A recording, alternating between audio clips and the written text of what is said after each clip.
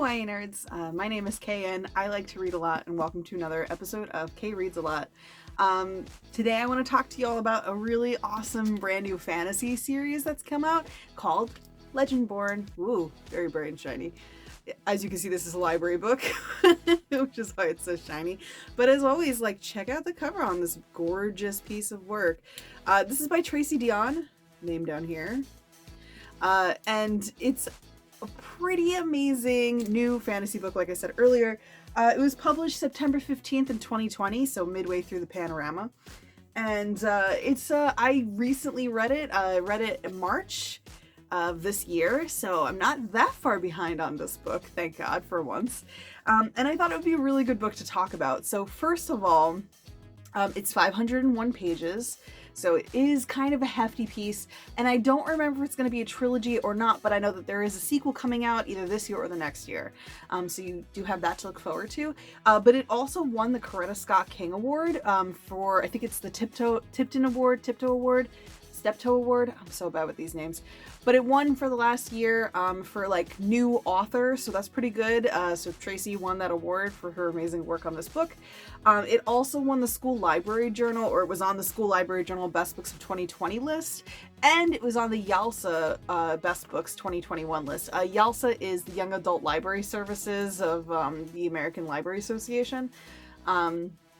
So that is a pretty prestigious list to be on. It's basically librarians were like, yeah, this book's pretty cool. Let's put it on our list and recommend it to our teens. So it has all of that stuff going for it. Like I said, I read it this year. It only came out last year, so for once I'm not 2 years behind on a book, or 4 years behind, or 6 years behind. I'm only a couple months. So let's talk about it.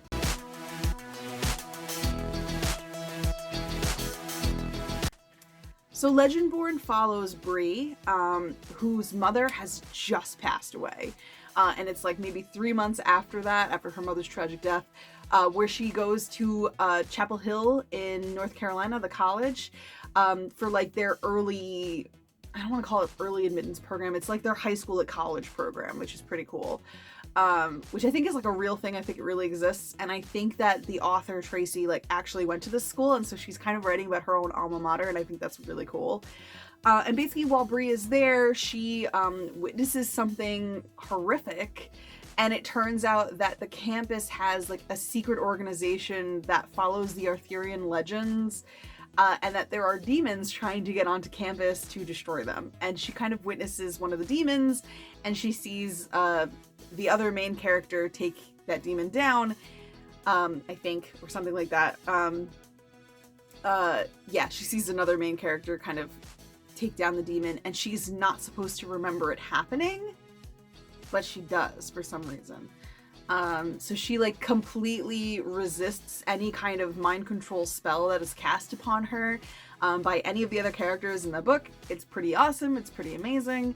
And she kind of falls into this world that again follows the Arthurian legends. So it's very fascinating. And I do recently that we're getting a lot more books that kind of take the Arthur legends, King Arthur, and apply them to a current setting or a future setting. It's really interesting to take something old and make it new again. And I think that Tracy does a really good job of that in this book. So let's keep talking about it.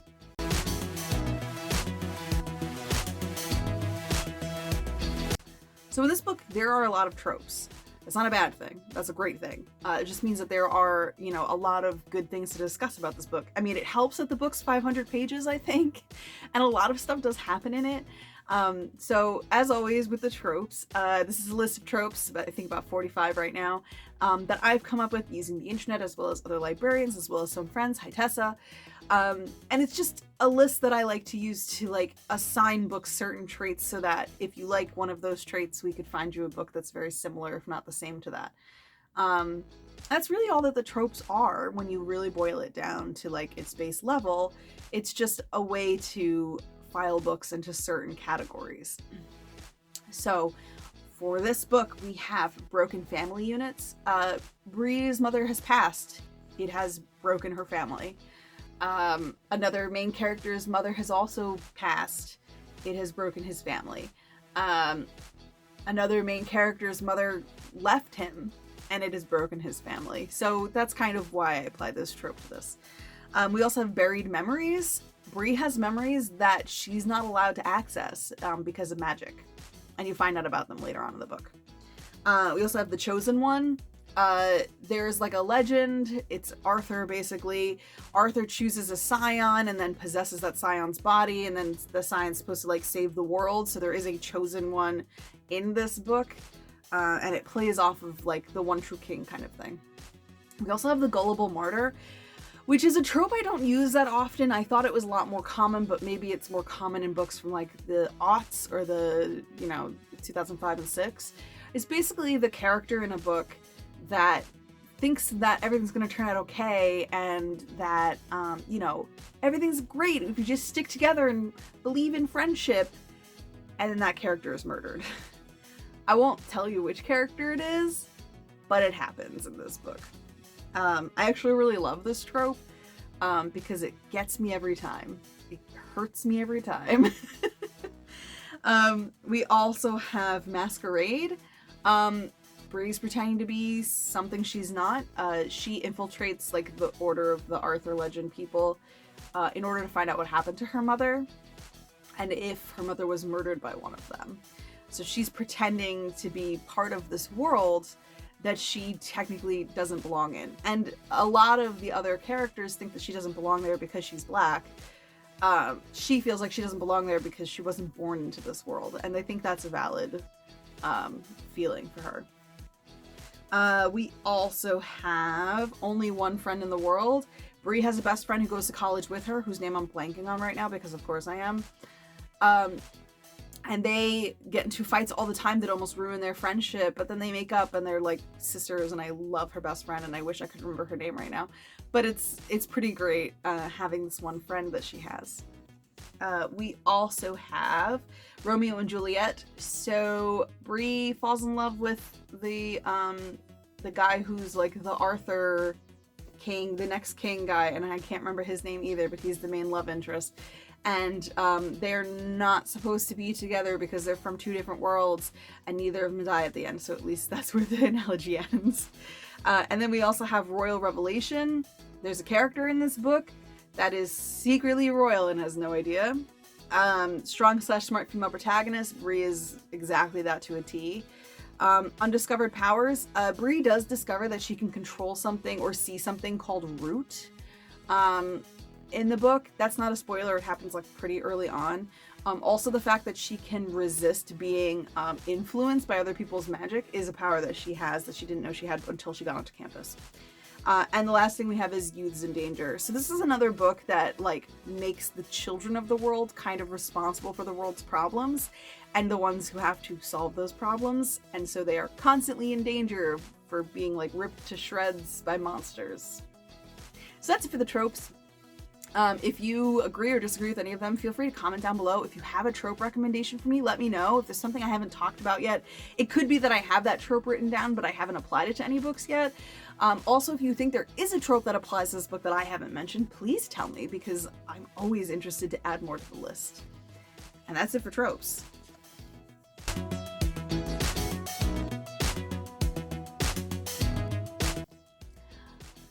It's read-alike time. It's read-alike time.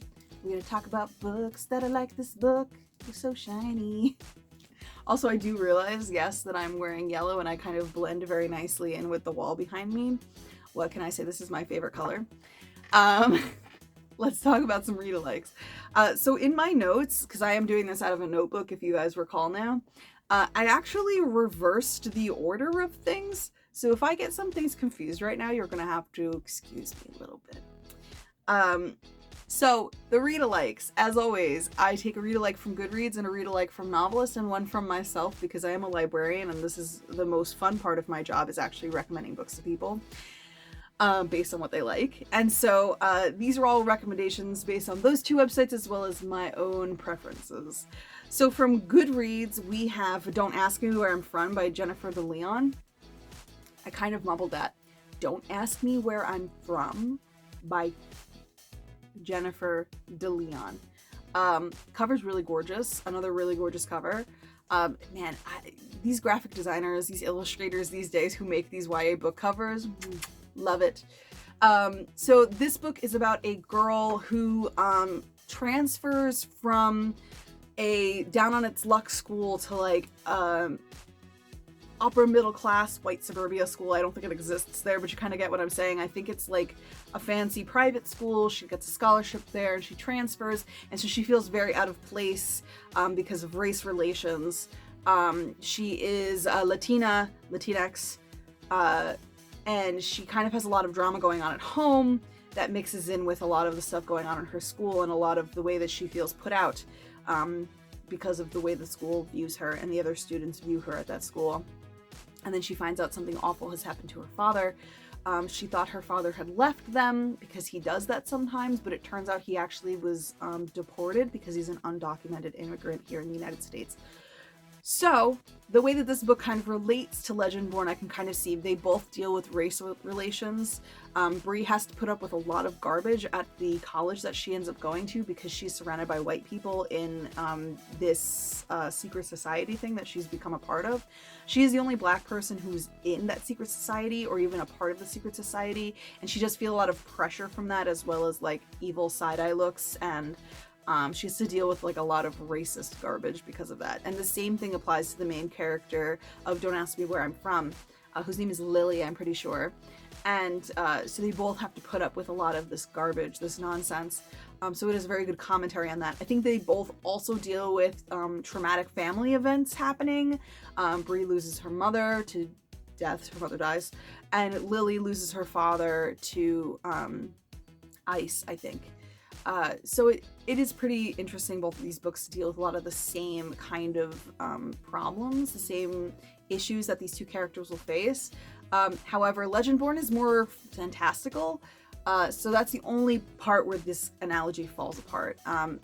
Also, Lily is Latinx, whereas Bree is black, and so you have that. There is a different level to the racism between those two groups. So yeah, but that's, other than that, like, I think that these two are pretty good together. Curse you, Goodreads. Goodreads. From novelist, we have Raven Boys by Maggie Stiefvater. I read this book a while ago. I like this series, actually. And I can kind of, again, see where the connections are between these two books. You have somebody who joins a magical world, kind of a group that she doesn't really feel like she's a part of because of who she is, whether it's because of her race or because of her gender. She doesn't feel like she's part of this world, and so she joins it to like learn about all these things. There's also like a love interest kind of thing going on between her and like the leader of the group that she joins. So those are like the two main connections, I think. But I also think Raven Boys deals more with the fantastical. You do have a lot more like fantasy and magic related stuff that happen in the Raven Boys trilogy, the Raven cycle, if you will. And so that kind of links these two, I think, a little bit better than what Goodreads gave us, personally. And then the last one from me is Once and Future by A.R. Capetta and Corey McCarthy. And ironically, when I went to go look on Novelists to see what they recommended, I had this book in the back of my head as the one that I was going to recommend, and it was the first one on their page. And I was like, well, no, I can't use that because I want to use that. So that's why we went with the Raven Boys instead.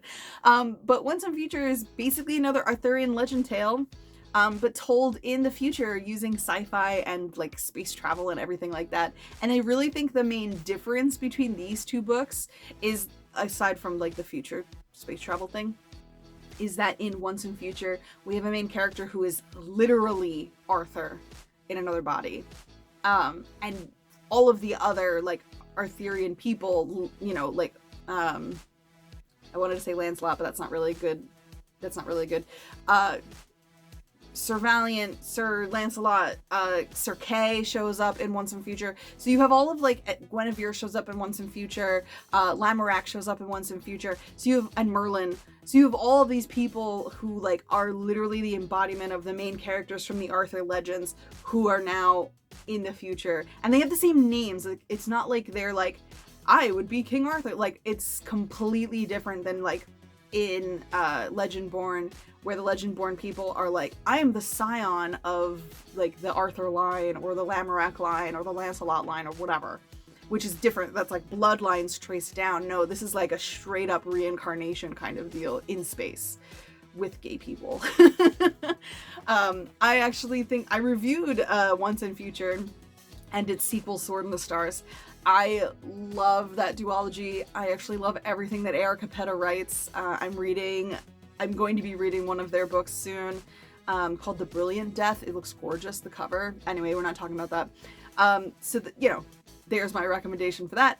I will also always recommend anything that Erica Petta writes because, again, I really love the way that they write. So yes, that's it for the recommendations. If you have a recommendation for me, please let me know in the comments below. If you've read any of these books and you love them, please also tell me that, because I love gushing about books with people. And that's all I really have to say about that.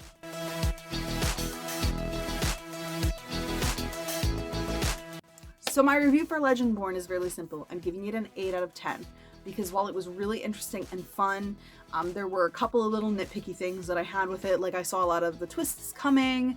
I kind of saw the stuff going on with Bree coming from a mile away, which is fine. It's fine.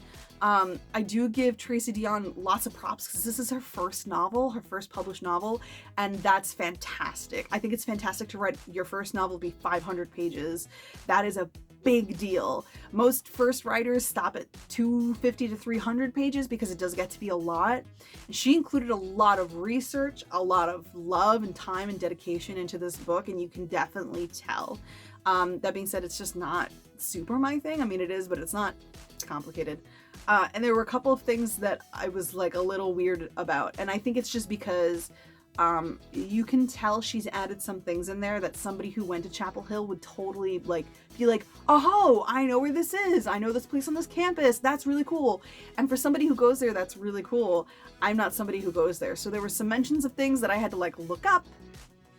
That's my only problem with the book. That's literally my only problem with the book. Everything else is like, Bree is like super badass. I love her as a main character. I love that she takes no garbage from people. I love that she's constantly standing up for herself. I mean, she feels like she has to, and I totally get that. I love like the Arthurian spin on everything. I think that makes it really interesting and fascinating. I can kind of see where the next book's gonna take us, but I'm eagerly awaiting it coming out. And I do kind of want it to be a duology and not a trilogy, just because I feel like trilogies are a little overdone, but that's my opinion, and opinions aren't facts. So if she wants to give us 5 books, please give us 5 books. Like, I would love to keep delving into this world and reading more about it, and just learning more about what like the Legendborn are. So that's all I have to say about this book. This review was really long. I am sorry, I guess. And yeah, feel free to comment below, like and subscribe if that's your deal, if that's your jam. We're getting really close to 100 subscribers, and I'd really like to like do a giveaway or something when I get there. When I get to my 100th video, I'm also gonna do something like kind of special. We'll see. And yeah, that's all I really have to say for this week. And I guess that's it. So yeah, go read Legendborn. Go buy it. Go rent it from the library. Just read it because it's really good. All right. And I guess that's it. So peace out, YA nerds.